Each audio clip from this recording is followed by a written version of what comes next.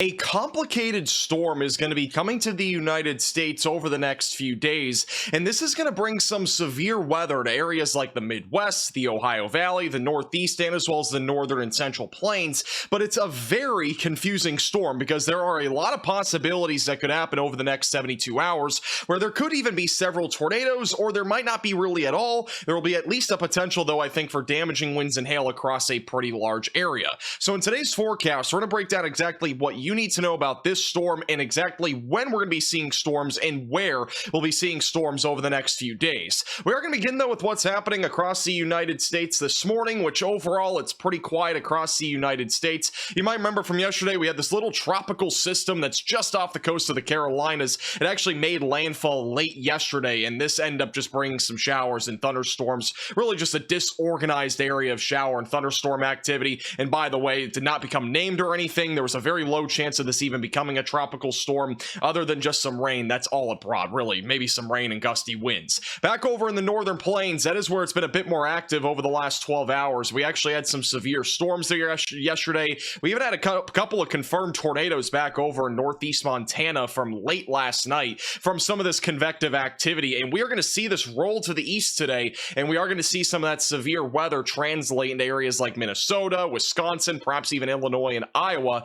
later today and as well as tomorrow. So let's talk more about that severe weather potential for the next few days, and we will begin with today, which is Saturday. We do currently have a large slight risk for severe weather across most of the northern plains and the Midwest, a marginal threat that even goes into Michigan, Indiana, and parts of central Illinois, where the main concern for today is going to vary quite a bit, but mostly a wind and hail threat for today. As of now, there is a hatched area for wind back over in Montana, South and North Dakota, where there could be some damaging winds that exceed 80 miles per hour at times. But really, we're going to be watching two different areas, one of which will be this area with damaging winds from a mesoscale convective system, and then the second area will be in Minnesota and Wisconsin, where yet again another mesoscale convective system is expected later today to develop, and that's going to be mostly a wind and hail threat, but we also could see the potential for an isolated tornado or two, but it's going to be highly contingent on what our mode of severe weather is later today.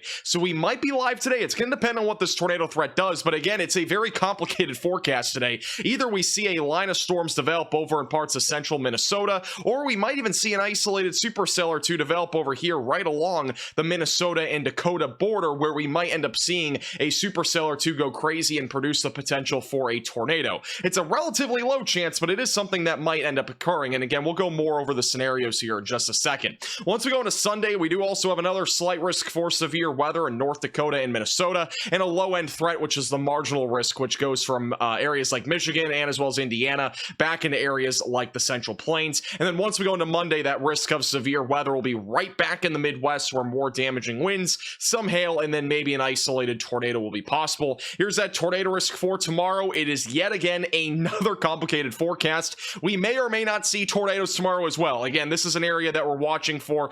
We could see increased severe weather probabilities as we go into future outlooks, depending on confidence, but it's going to depend a lot on what happens today. So again, very complicated forecast for the next few days, but I'll talk about here in just a second what I think is going to be happening both today and tomorrow. Now, for today's severe weather setup, overall, it's just going to be a weird day because we could see multiple things happen, but the tornado parameter values do increase as we go throughout the afternoon, which essentially means that the tornado risk is going to increase gradually throughout the afternoon today. But watch this on the HRRR model. This line right here that's moving to the south and west, that is if a line of storms develops, which is currently on the latest HRRR model run shown. So that's what that's showing, but if that does not develop, we actually could see a corridor where a supercell or two attempt to develop, again, near the Dakotas and as well as Minnesota border sometime late this afternoon, which could go crazy and produce the potential for a tornado. But I think if we see a line of storms that pushes to the southwest or even east, it's going to be mostly a wind threat with maybe an isolated tornado along the path. But again, it's really a weird day because it's a day where we have multiple scenarios that are possible.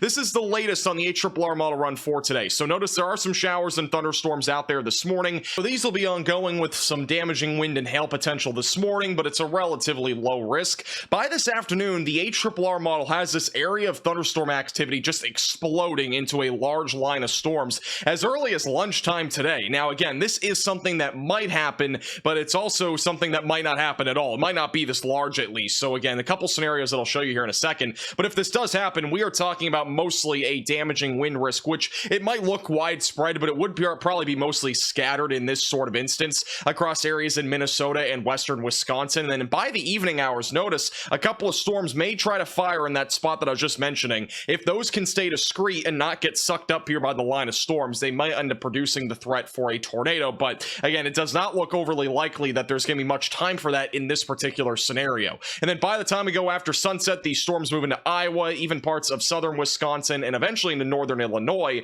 and then that'll produce the potential for damaging winds. One thing I do want to point out as well is that this could train into an area of storms later tonight, and if this happens, we are going to be talking about a significant flooding threat in southwestern parts of Minnesota. It does not look to be super long lasting, but if something like this happens, that's just not good, especially on an area that has had a very large amount of rain this spring and summer, and it's a really just a moist area in general when it comes to soil. So that's something that we're hoping that does not happen tonight. It is something that is possible, though. Here's what would happen in the Midwest. So notice as we go late into this evening, around 9 to 10 o'clock, storms moving into southern Wisconsin and eastern Iowa. These would be mostly falling apart, but damaging winds up to maybe 65 miles per hour would still be a possibility, all the way into western parts of Michigan and northern Illinois. And then as we go into tomorrow morning, things will start to dry out overall. Here's another scenario. This is from 6 hours ago on a different HRRR model run. Notice that there are some showers and thunderstorms near Minneapolis this morning. So if there are storms over there this morning, well, that's where we're going to be looking at for the potential probably for this scenario to verify.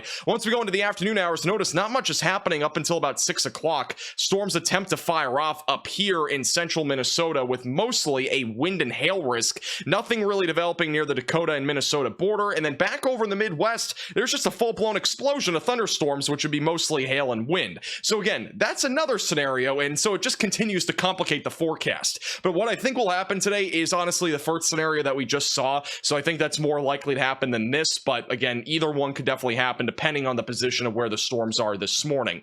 Now, as we go into tomorrow, there will be a lot of instability, but it's going to again depend on what happens today. If we do see that line of storms indeed move across areas like Iowa, I do think the environment is going to struggle to rebound during the afternoon hours across Iowa, Minnesota, and even southwest Wisconsin. But if that line of storms does not happen tonight, I think we will see some showers and thunderstorms and perhaps some large hail damaging winds and maybe an isolated tornado. The latest HRRR model run for this morning does show a mesoscale convective vortex actually across areas in southern Minnesota for tomorrow morning. And then once we go into the afternoon hours, that kind of dies out. If this does happen, we could see a brief tornado or two come out of that. If that does not happen, it might actually allow for more robust supercells to develop during the afternoon. So again, complicated forecast. I've said it about 6 times, and it really is truly a complicated forecast. If you're back over in the northern plains for tomorrow, some showers and thunderstorms will fire off in Canada, and these will mostly be wind and hail, maybe an isolated tornado. And then we also could see some storms in northeast North Dakota and also possibly back up into Canada with that same threat.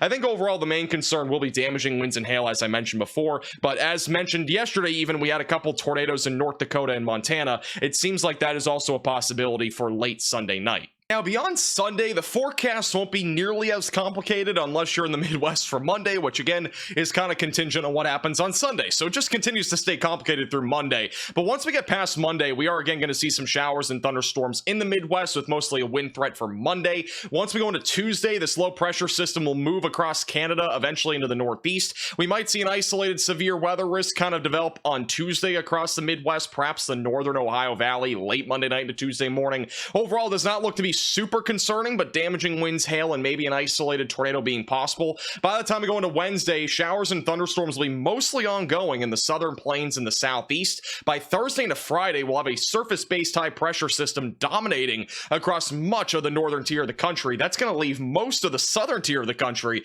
to stay active by the tail end of this week. And then by the weekend into early next week, this stubborn ridge is going to continue to stay in place, which should block most low pressure systems from entering the United States, which basically means not any big severe weather events look like they're on the future beyond Monday. So good news there. We'll keep you posted though if anything changes. Make sure you subscribe to the channel and like the video.